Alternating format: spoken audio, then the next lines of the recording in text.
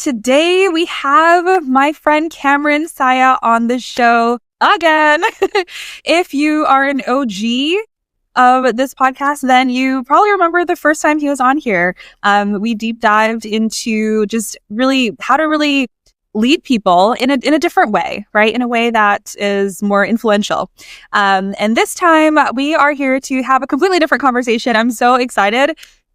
We were talking the other day and I was like, okay, this is too good, like, to not share. So for those who don't know who you are, let's start off with you introducing yourself and then we can dive in. Yeah, let's do it. First of all, thank you for having me. Super happy to be here. I love all of our conversations, both off camera and on camera. And to introduce myself very informally, my name is Camron Sayyah. I've been in and associated with the sales space, the remote sales space, for about 5 years. And in that time, I've worn a lot of different hats. I've had a lot of really interesting and cool experiences. And hopefully today I'll be able to share some of those experiences with you guys. So excited to dive in. Heck yes. Heck yes. Oh my gosh. So can we, I don't know, like so you've had a spiritual awakening. Do you call it that recently? I don't know if I would even call it that, because the only reason why is because that term spiritual awakening kind of has some vanity associated with it by all those those spiritual people on YouTube, those like healer people, which there's nothing wrong with that, like no judgment whatsoever. But I would not call it a spiritual awakening. I would just call it,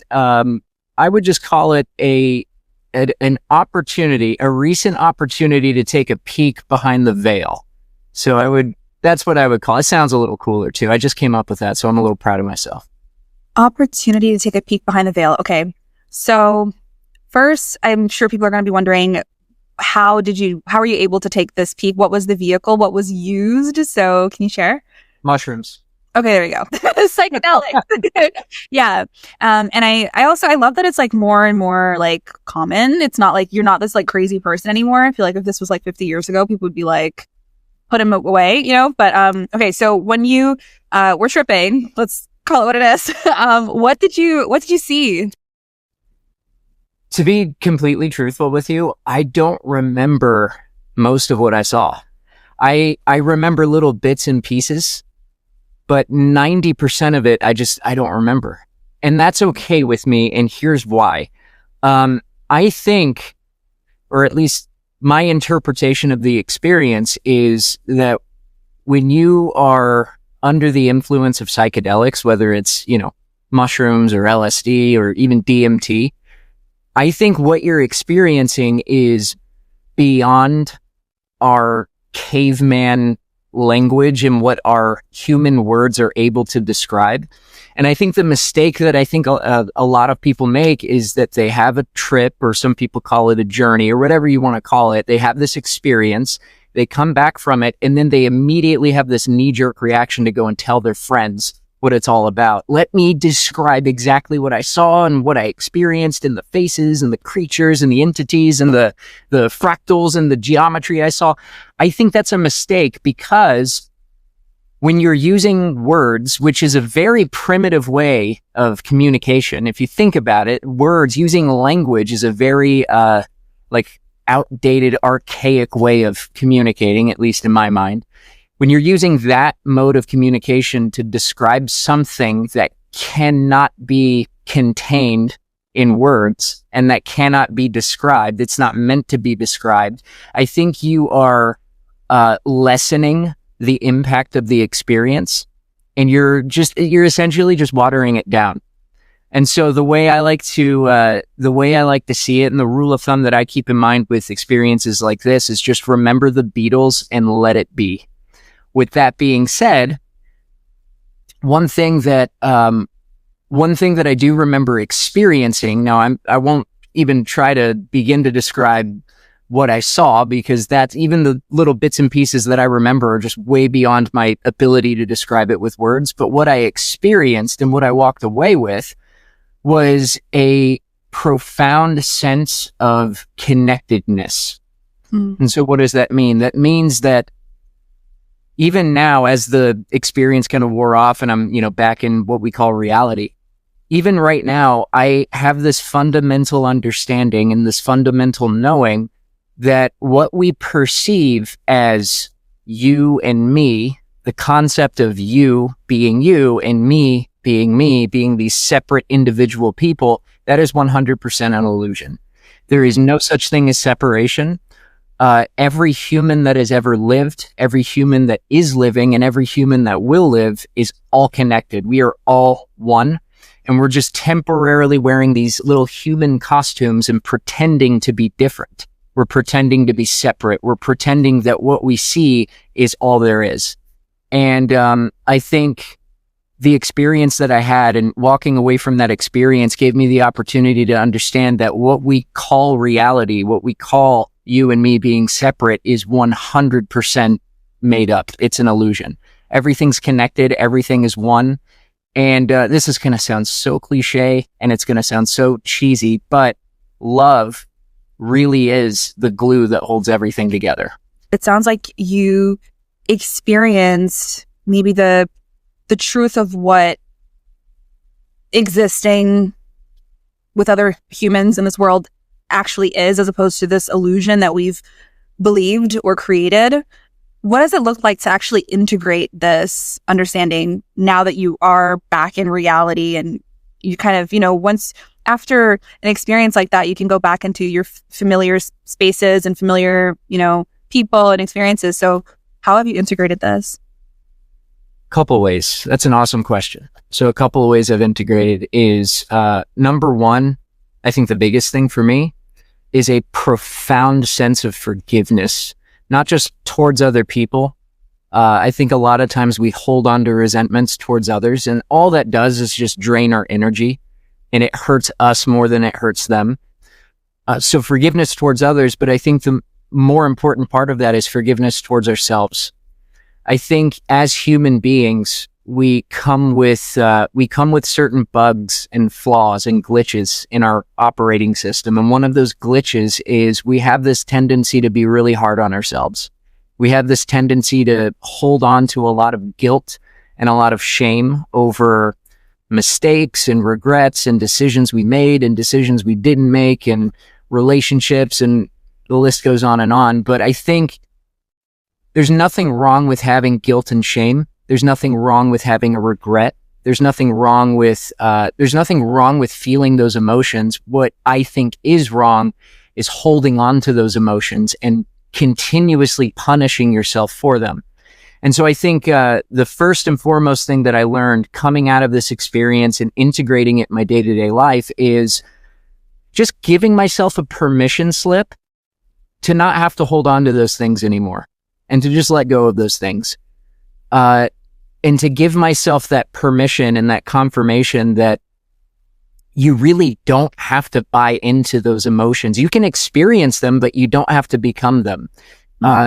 You can experience sadness, but you don't have to become a sad person. You can experience anger, but you don't have to become an angry person. You can experience guilt, but you don't have to become a guilty person. And so the biggest integration here is allowing myself to experience an emotion and just let it run its course and not becoming it or not attaching myself to it.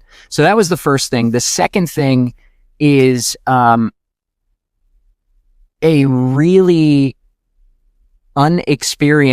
previously unexperienced sense of empathy for others.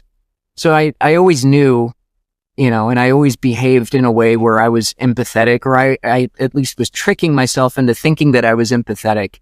But then after this experience, it reminded me that every human on earth is suffering in their own way. Everybody is dealing with their own stuff. Everybody has stuff that they're carrying around, and we all just mask it in different ways.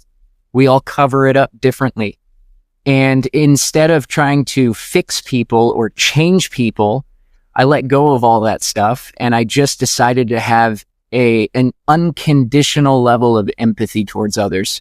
Like, hey, I know you're suffering. I know you're going through a lot, and I have no interest in fixing you, but I'm here to just meet you where you're at. And I'm here to just show you love anyway.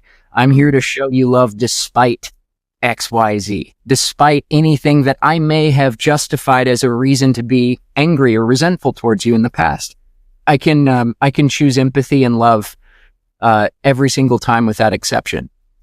And thinking about it, I think those are really the two big things: is more empathy towards people and just being less harsh on myself and way more forgiving towards myself and towards other people. And that has been, I think both of those things paired together has led to this incredibly light and freeing sensation, like 1,000 pounds off of your shoulders. And it's just freedom. It's just, it's an incredible feeling.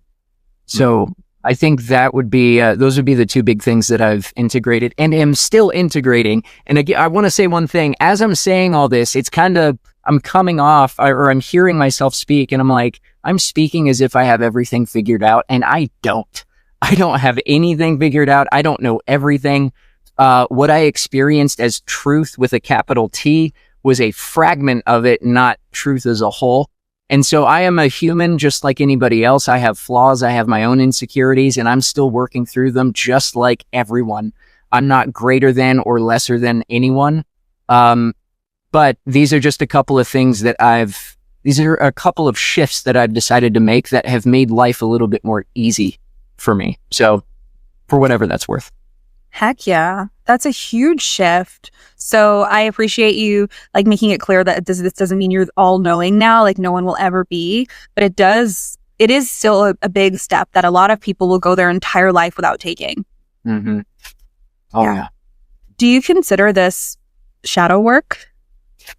100%. Absolutely.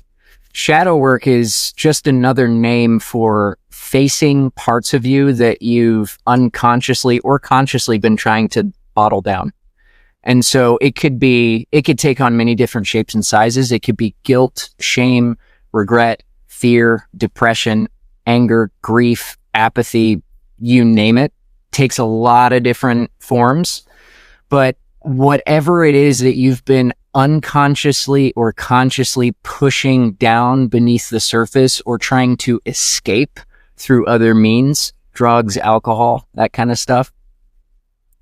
Shadow work is just allowing yourself to experience those things, allowing those things to come up and just sitting there and facing them and not trying to change them, not trying to modify them, not trying to get rid of them. That is absolutely shadow work. And yeah, I forget where I was going with that, but yes. I'm curious, what is it that led you to go inward in the first place? Were you just curious, or was there an event or something? I think it was curiosity more than anything. Curiosity paired with an opportunity to do so. I'd never been against psychedelics. I've done them in the past. I'm not new to them, but I'd never done them to such a large degree that I did recently. This experience that we're speaking of on this podcast was maybe 4 weeks ago. So about a month ago. I think looking back on my life, I think I've always, from a young age, I've always had this like fire inside me to know how things work and to know the inner mechanisms of what goes on under the surface, which is what led me to sales. It's what led me to human behavior. It's what led me eventually to this experience. I want to know what's going on under the hood, behind the curtain. I don't want to just experience I don't want to just experience a movie. I want to see the production and the cast and the crew and everything behind the scenes that went on to create the movie. And so I've always had, ever since I was a kid, I've always, taken things apart and looked at their individual parts, and I would look at how everything fits together, and that fascinated me with everything, not just with like toys and stuff, but everything. Life, spiritual concepts, thoughts, ideas, emotions. And this experience was just an opportunity for me to experience that and to satiate that hunger on a much bigger and broader level than I ever had before. And so I would say, if you wanted to if you wanted to sum all of that up into one word, I would say a profound sense of curiosity. Okay. Yeah. So as a result of this experience, it sounds like you shed your old identity. Would that be fair to say? Most of it, yes. I would say like 80 to 90% of it. And shedding my old identity doesn't mean that I'm a Buddhist monk now, or I have the enlightenment of Jesus Christ or Buddha. It just means that when we talk about identity and shedding the old identity, what I think of in my mind are old paradigms and old belief systems and old programs that were running in the background that were not serving me well. So I would say 80 to 90% of them gone. Now, do I still make mistakes? Absolutely. Do I still mess up, and do I still think negative thoughts? Do I still have those, like we talked about a minute ago? Do I still have insecurities? Absolutely. 100%. Do I still get frustrated? Do I still get angry? Do I still get depressed and sad and mad and whatnot? Absolutely. The only difference now is that I have new tools for handling those emotions, and I'm able to recenter myself a lot quicker than I previously was. And then I think the biggest thing is that I no longer identify with those feelings. I welcome those feelings, and then I let them run their course, versus when I felt those things in the past, I would feel guilt for experiencing guilt or shame or whatever the feeling was. So guilt for the emotion. And then I would feel anger that I even had these emotions in the first place. And then I would try to suppress them and repress them or escape them. And so I've abandoned that stuff. I let those things come up, and then I just let them go. And so I would say, yes, 80 to 90% of my old identity was just those old programs that were running in the background. And the other 10%, still a work in progress. And I don't think we're ever going to not be a work in progress until after we die. Okay. With this whole process, this experience, what's the biggest lesson that you learned about your nervous system and how that relates to truth, fear, feeling free, all that? We're asking the deep questions now. Yeah.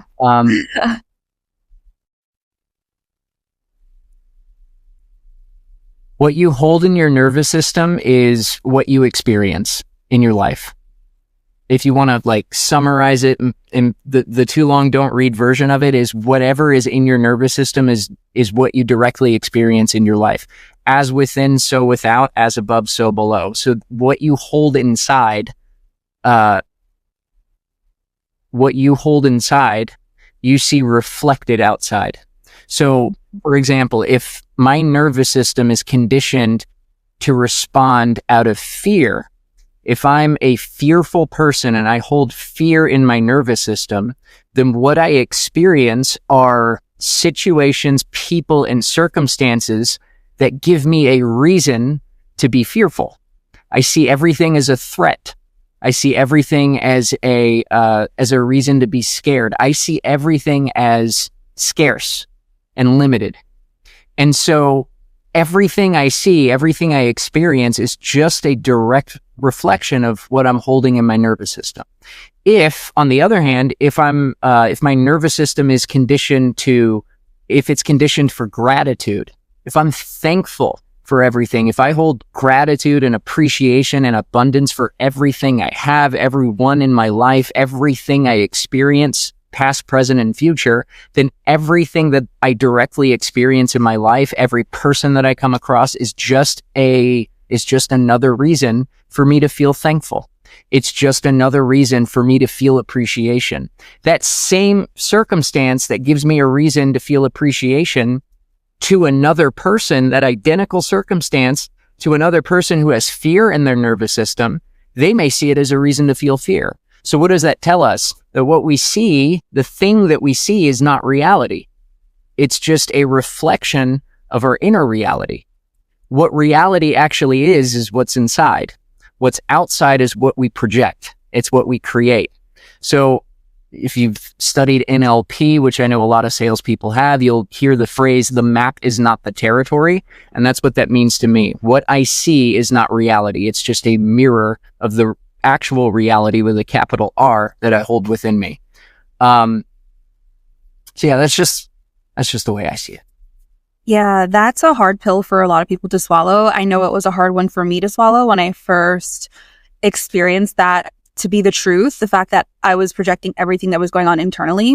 Mm-hmm. I think it's really hard for people to swallow when they're going through chaos consistently in different areas of their life, because you got to accept that it's all your fault. And it's not about guilting and shaming it. It's just understanding this is a reflection of the chaos inside of me. That's why, let's say for a sales rep, every offer they jump on is just chaotic, or maybe they get let go a lot, or they just keep landing bad offers, or keep getting bad managers, or keep getting bad experiences.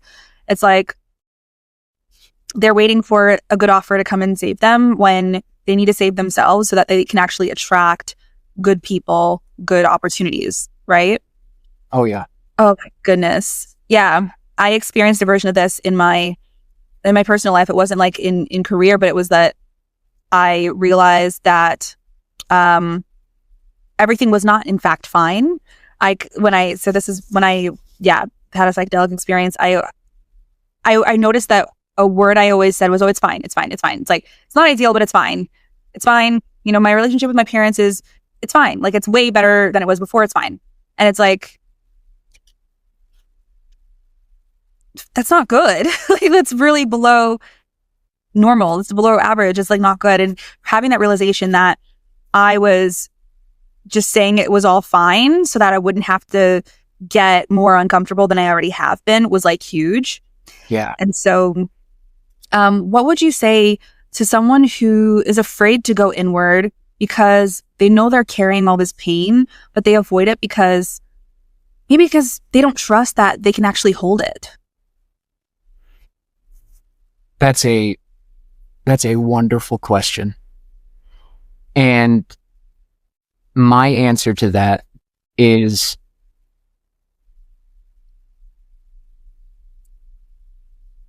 the short-term discomfort that you're going to feel by facing whatever it is that you're holding and whatever it is that you've been pushing down and suppressing and covering up with denial by just saying it's fine, and whatever, whatnot. The thing that you're avoiding, if you face it, it's going to sting, it's going to hurt, it's gonna suck. There's gonna be zero dopamine, zero reward. It's horrible. It's horrible. The short-term pain of that is, in the long run, a small price to pay for the long-term anguish and pain and heaviness and burden of carrying that emotion to your deathbed. Because in my opinion, there is nothing worse than being on your deathbed and looking back at your life and having nothing but regret and despair for all of the things that you've held on to that you didn't have to, all of the opportunities that you lost that you could have held on to or that you could have taken, all of the chances, all of the dreams that were never fulfilled, all of the relationships that could have been restored, all of the relationships that you sabotaged that didn't have to be sabotaged, all because you were too afraid to face that thing that you were holding on to. And so would you rather go the next 50, 60 years with that regret brewing inside of you, but you can give yourself little Band-Aids and little pieces of duct tape to kind of numb yourself temporarily? Or would you rather experience a tremendous amount of pain and suffering and anguish for an hour and a half? Or for a week? Or at the worst case scenario, for a month? And then you are free from that pain for the rest of your fucking life. If you look at it long term, if you really zoom out and do like a wide zoom on the timeline of your life, which one is more worth it to you? Which one is more worth the sacrifice to you? I would rather take the short-term pain and anguish. Yeah, the suffering is going to be insurmountable, but it's going to last. It's going to last for a little blip of time. But I would rather have that than feeling numb for the rest of my life, and then getting to my deathbed and looking back at my life and feeling that intense regret and knowing that then it's too late. It's too late to do anything about it. So that's the advice I would give someone, is just, if you're too afraid that the water is going to be cold, jump in the pool anyway, because yeah, it's going to shock your system, but guess what? You get used to it after a very short period of time, and then the water is beautiful and you are free to do whatever you want in that pool. I came up with that analogy just now and I'm so proud of it. It's so good. I'm so proud of you as well. That was really good. And I know there's people out there who are probably thinking, well, it's easy for you to say because you're on the other side of it, you know? And it's like, because you are at the light at the end of that tunnel. Of course, there's more to the tunnel, right? The growth never ends. It's not easy for me to say at all. And it certainly was not easy for me to do. In fact, it took me 33 years to be able to work up the courage to be able to face all the things I was holding for 33 years of my life, 33 and a half years, going on 34. No, it wasn't easy. In fact, the hardest thing I've ever had to do in my life was face my emotions and face my fears. I've done a lot of hard stuff. The number one fear in the world amongst human beings is and has always been public speaking. I've done that. I've faced that fear. I've done that. This facing my emotions, I think, was a million times harder. A million. I'm not using that as an exaggeration. I mean 1 followed by 6 zeros times harder than public speaking. And so if you think about public speaking, if you're one of those people who are like, yeah, Cameron, that's easy for you to say, and you think about public speaking and it makes you even the slightest bit nervous, multiply that. That's what it was like for me facing my emotions. It's the thing I didn't want to do. It's the one thing I would have just preferred to erase from existence and just go to my deathbed and not have to think about it at all. But it's been the one thing that has paid the biggest reward in the shortest period of time. And so, yeah, it sucks. It is the hardest thing and I'm still working through it. It's still, even now, facing my emotions is still hard. It's not like you do it once and then it's easy forever. It's still hard. It's still hard to look in that mirror, just like that mirror that looks at you and tells you the truth and it doesn't flatter you. But yeah, if you think it's easy for me to say, it really isn't. And I struggle with it every single day and I have to be mindful and conscious of it every single day. But I wouldn't trade that pain for anything else. Like I would take that pain over the regret at the end of my life.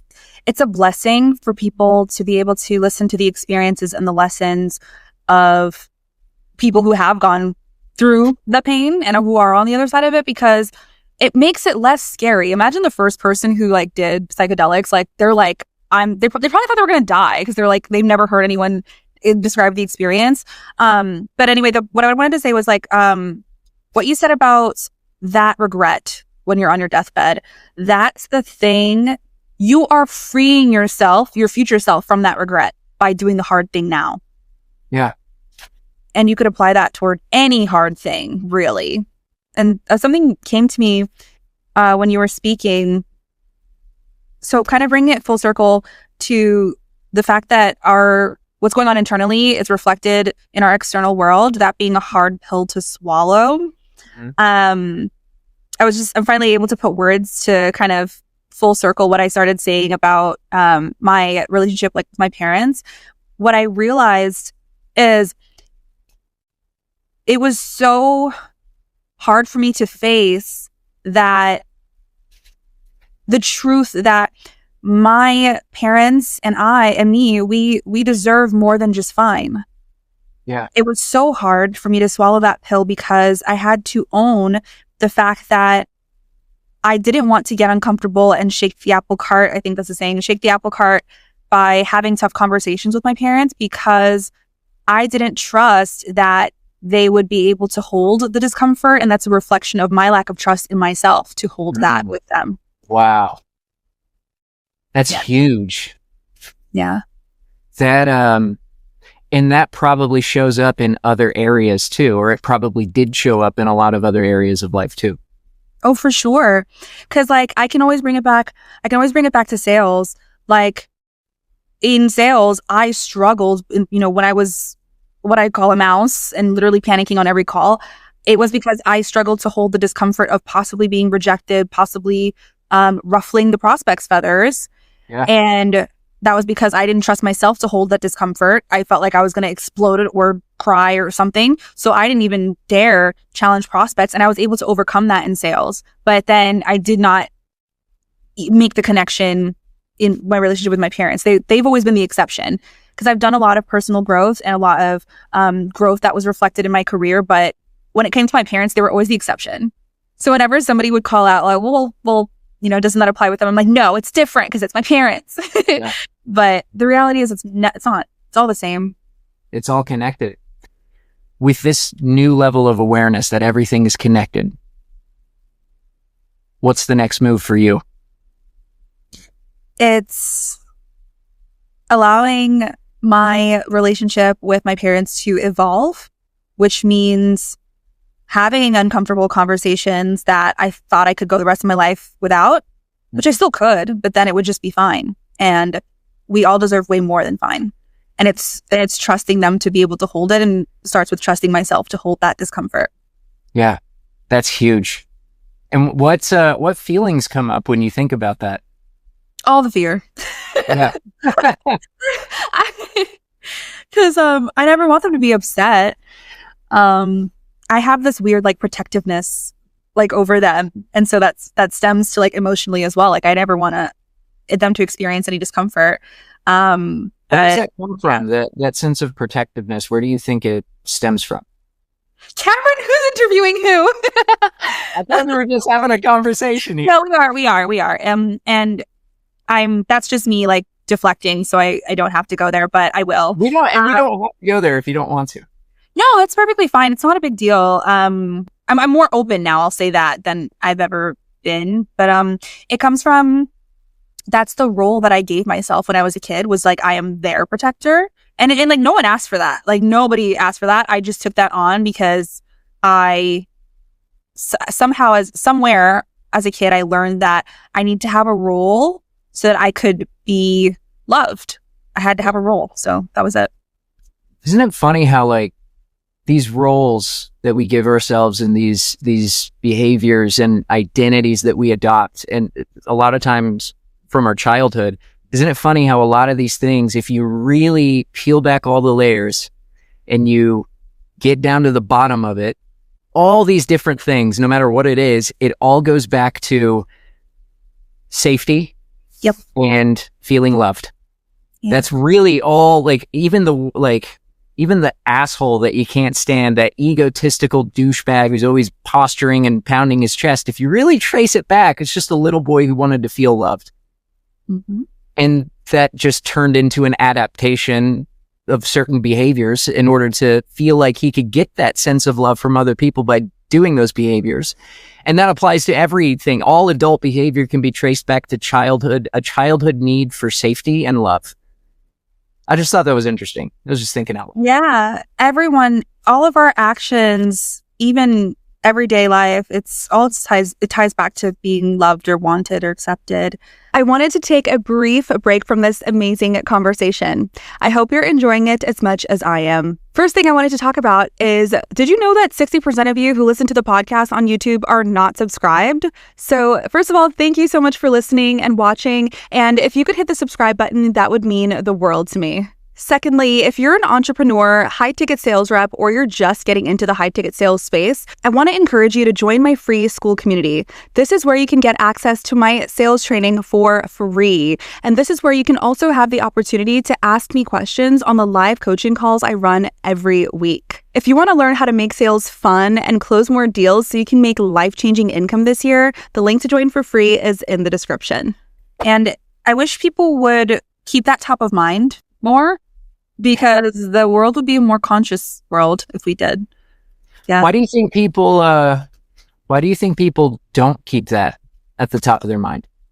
Just because it's uncomfortable. It's like, because no one has to be conscious of that stuff. Most people live their life, they work, they pay their bills, they retire, they die, and that's that. It's like, you don't have to.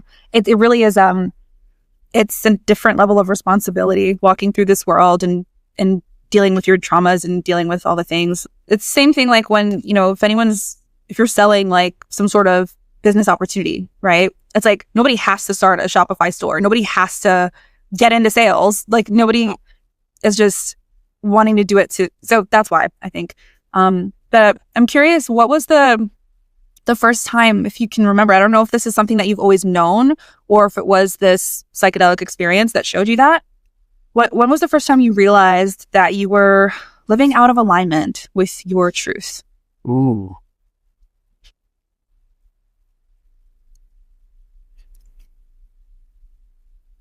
I think for me, I think I always knew unconsciously. I think I always unconsciously knew, and unconsciously I covered that feeling up with it's fine, it's fine, it's fine, right? Or whatever my version of that was. I think I always knew deep down when I went to bed every night, I always knew. I always had a gut feeling. But I was never willing to be honest with myself. And I was never willing to fully confront that. And I can tell you exactly why. I know exactly why I was living out of alignment for so long. It's because there's a few things. From an early age, I developed this belief, and in the way that you adopted this role as protector, I adopted a role as a kid, not as a protector, but as a performer. Mm. So that means in my little brain that if I put on an immaculate performance, if I impress other people, if I can make other people laugh, if I can make other people laugh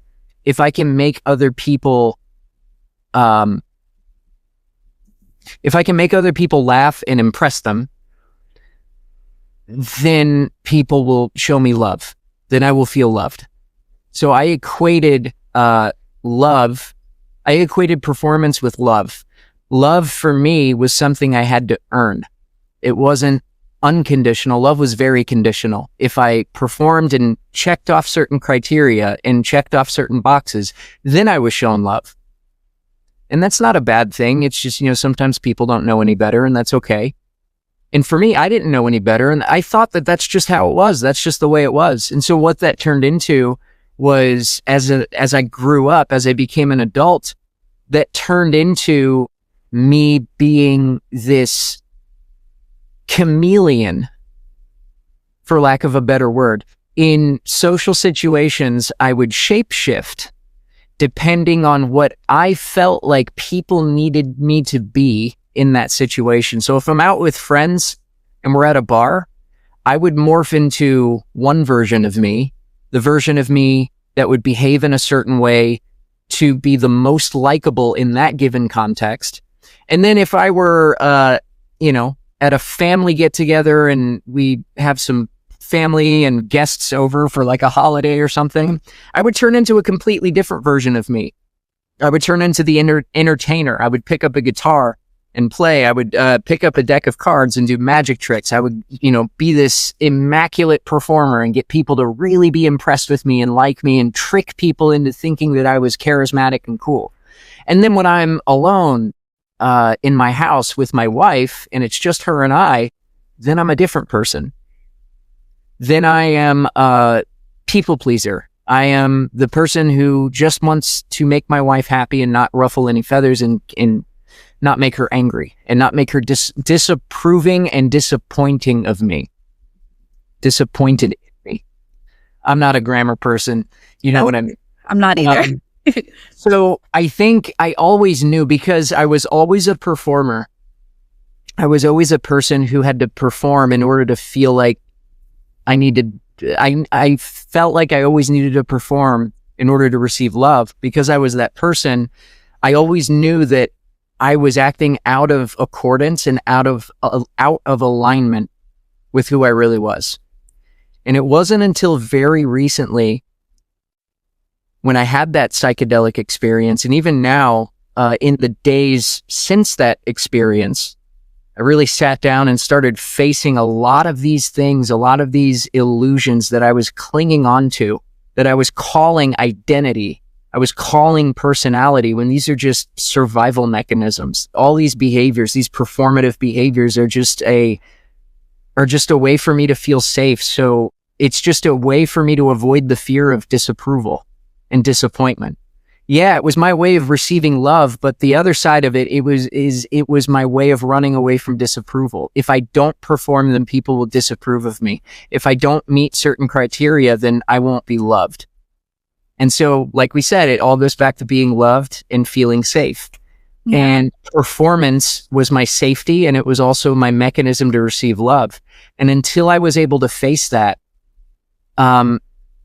I always had a gut feeling, but I never consciously looked it in the face and was willing to let it go. And once I let it go, once I gave myself permission to let that go, boy, oh boy, is that an uncomfortable feeling, to let go of something that is just a part of you. It's like you go through the stages of grief. So I'm going through the denial, the anger, the bargaining, the depression, and then ultimately the acceptance. Mm-hmm. And for the first time in my life, I have realized, and this goes back to a question you asked me at the very beginning. You asked me, what are ways I've integrated? Here's a third way I've integrated, and this just came to me. For the first time in my life, I realized that in order to be loved, you have to love yourself first. In order for people to like you, you have to be the only person in the room who's willing to just have nothing to prove to anyone. Nothing. I don't have anything to prove. I have no desire to be right. I have no desire to be correct. I have no desire to be seen as smart, to be seen any kind of way. I'm okay with being wrong. I'm okay with admitting fault. I'm okay with making a mistake. I'm okay with looking like an idiot in front of people. I'm okay. I have nothing to hide and nothing to prove. That is, ironically, the person who doesn't care about being liked is the most likable person. The person who doesn't need love from anybody else is the most lovable person. The person whose only intention is to just leave people better than they find them and nothing else, that's the most magnetic person in the room. Now, am I trying to be the most magnetic person in any room? Absolutely not. I have no desire to be. That is just a byproduct of having nothing to prove to anyone. I don't care about that stuff. I no longer care about recognition, status, or the way people perceive me, which is a big symptom of performance. That's if you're a performer, a big piece of that is perception management. It's managing yourself in a way that people will perceive you a certain way and have certain opinions about you. When you let go of all that stuff, that is real freedom. Everything, it comes back to the role that you took on as a performer. And of course, if anyone's performing, they're not living in truth. If you're wearing a mask, you're not living in truth. The reality is most of us are not living in truth. Yeah. It's like, it really is just like a very small percentage of people in the world who are walking around conscious of their BS and actually doing the work to live a life of freedom. Yeah. Yeah. 100%. It's a very small portion of the population, but that doesn't mean that those people are better or are greater than. They're also imperfect people just like us. It's just I think it's just a level of awareness. Yep. It's the awareness and the willingness to abandon all those things that are not serving you. And the awareness that those things are not really self-serving in the first place. Exactly. And so, yeah, I think you're right. It's a very small portion of the population, but that doesn't mean that more and more people can't become more aware and more conscious of this stuff. In fact, I think every human on earth is born with the ability to become aware, to have this awareness and to have this level of truth and to keep continuously working on themselves. It's also funny that we're given this thing called free will and we make the choice whether we want to or not. And so you just have to let people choose for themselves. Yeah. And it's crazy that given the free will, most people choose to abandon themselves every single day. I was up until, it was only like 3 months ago, I had my psychedelic experience. And then I've just been on this journey and I'm having more awareness every day. But I think it goes so much deeper than awareness, because a lot of people, they'll do like seminars and stuff and they'll have awareness and then it stops there.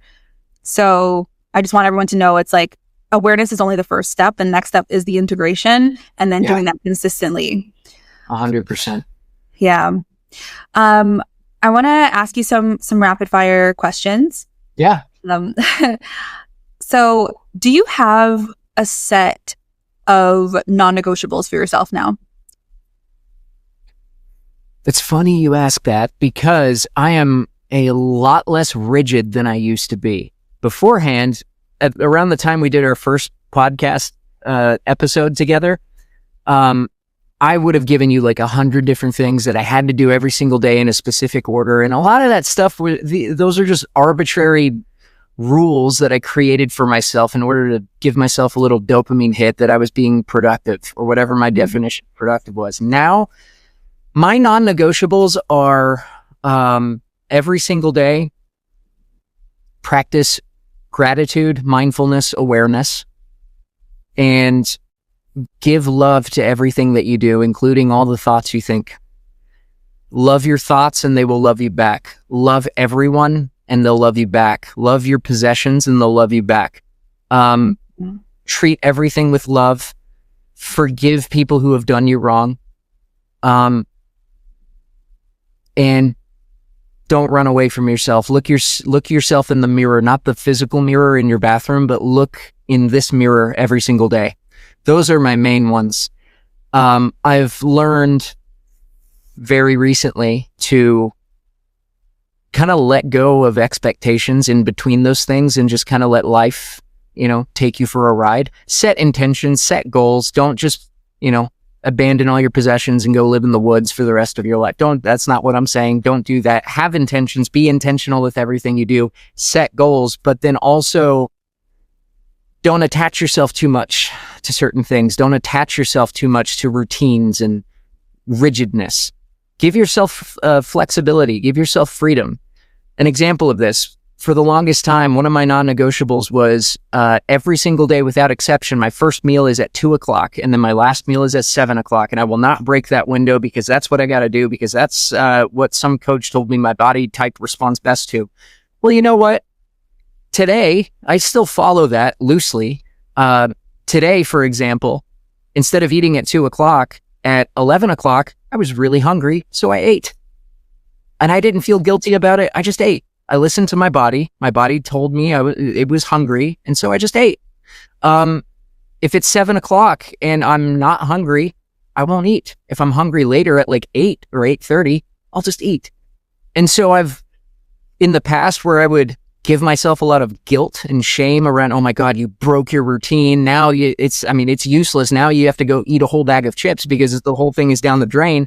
Now I'm just like, you know what? It's whatever. I don't care. I don't place that much attachment on it anymore. If I'm just going to kind of let go of expectations and let life take me for a ride and listen to my body and listen to the signals that life gives me. And I'm just going to respond accordingly. And so I think it's good to have those non-negotiables. For me, they're more spiritual than physical.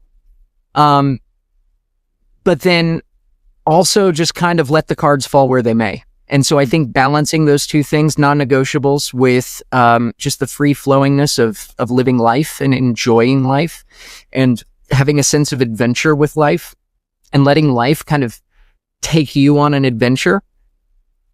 I think that is, for me, that's how I approach non-negotiables. Very long answer to a simple question. All good. I'm curious, do you think there's space for living in truth in marketing? Absolutely. Yeah. There's space for living in truth in anything. What would that look like? I know you're not a marketing expert per se, but I'm just curious your thoughts, just from being in the online space and seeing lots of people market, like what would it look like to live in truth in marketing? Being brutally honest in your messaging and being super intentional with your messaging. So if you're messaging, if you're a marketing person and you're creating copy, what is your intention with that copy? You got to be really honest with yourself here, because you can tell yourself, yeah, I'm being honest, but really, if you peel back that superficial honesty, you're going to find that at the core, it's just, what words are going to produce the most views and clicks and engagement so that I can profit. Mm-hmm. So you have to be super intentional with your copy. You have to be super just honest and truthful. If your product is of a certain quality, don't under or over exaggerate it. Be truthful. That's really, I'm not a marketing person, so I can't use marketing jargon, but that's really the most I can speak to it, is just be honest and intentional with every aspect of it. And I think that would be at least my definition of living in truth inside of marketing. Okay. So I might have asked you this the first time you were on, but I'm curious to see if it'll be a different answer. What is your biggest fear? Ooh.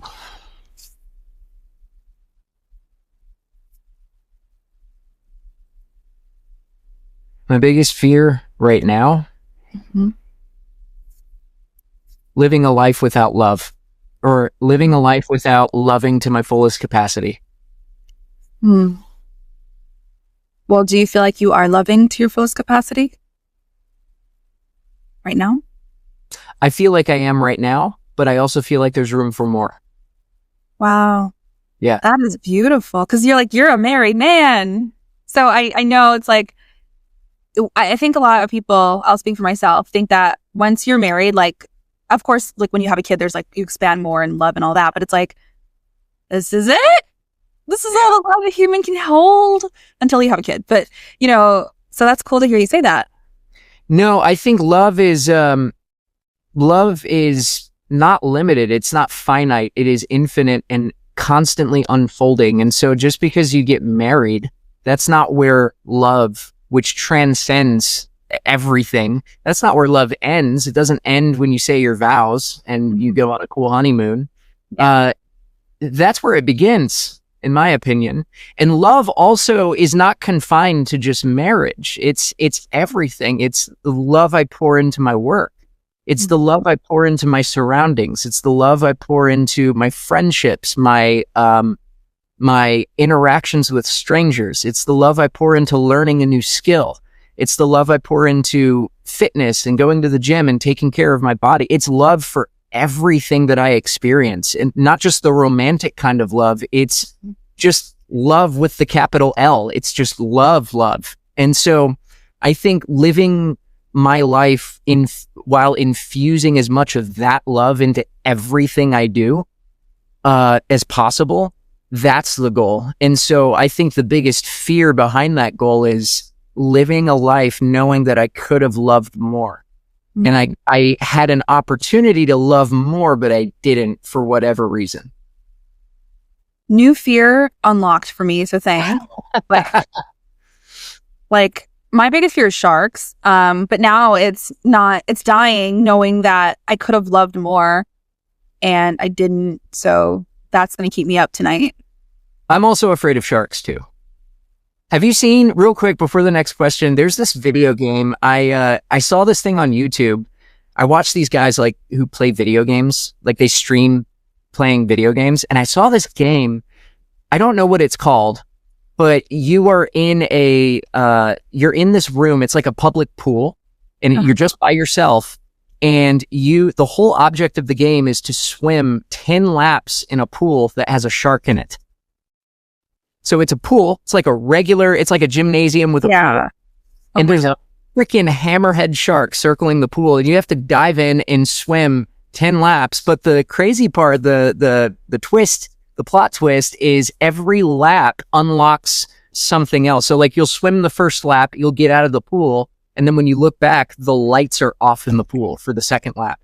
And so then you swim your second lap, and then after the second lap, it's the pool has doubled in size, and then there's like coral reef at the bottom of the pool, and there's other like eels and stuff at the bottom. So each level gets crazier and crazier and crazier. Look that up if you want some nightmare fuel and you don't want to sleep for a while. Look that up. I have enough nightmare fuel, honestly. That's intense. My heart is like, I'm like, my nervous system, I have to like be intentional about regulating it right now in this moment. Cause wow. I won't traumatize you any further. Oh my gosh. Well, I'm curious what you're focusing on right now. Anything exciting in the works? Honestly, for the first time in my life, I can say this with radical truthfulness and honesty. What I'm working on right now that is super exciting is just living each day with no expectations and with a sense of adventure and love. That's it. I'm not setting any crazy, like, I must get this, and this done today. I'm not doing any of that anymore. I'm just waking up each morning, and my biggest goal is telling myself, I wonder what adventures today holds in store for me, and just letting the day unfold. Setting my intentions, but then letting the day unfold. That's what I've been working on, and it has been more gratifying and rewarding than any goal or accomplishment I've ever made in the past. Like, this has been the most fun I've ever had. So that's what I'm working on. That's amazing. And that's really valid. So valid. I'm doing a version of that actually in my personal life where I'm just like letting things unfold, whether it's friendships, whether it's in my dating life. I'm just like, I'm releasing all control and fully surrendering, which is really hard. But I feel good about it every day that I go and I'm like, I can acknowledge myself for letting go in these different areas where I would have typically controlled. I'm like, well done. You did that. Yeah. Got to give yourself that pat on the back. Yeah. Oh my gosh, this was an amazing conversation. I will put your Facebook in the description if anybody wants to connect with you and speak with you further. And I'm so happy for you. I'm so happy for your growth. I'm so happy for these next levels that are being unlocked. And I look forward to seeing what the future holds for you. Thank you. Thank you. And likewise, thank you for having me. You're awesome. And you've always been and always will be a dear friend. And I look forward to our next podcast episode. So thank you for having me on. Definitely. All right. You know what to do, party people. I'm so curious to hear your takeaways. Put them in the chat if you made it till the end. Like, go you. But I'd love to hear what you guys learned, maybe any light bulb moments you had hearing our experiences. And yeah, again, thank you so much, Cameron, for coming on. And I will see you guys in the next one. See you guys.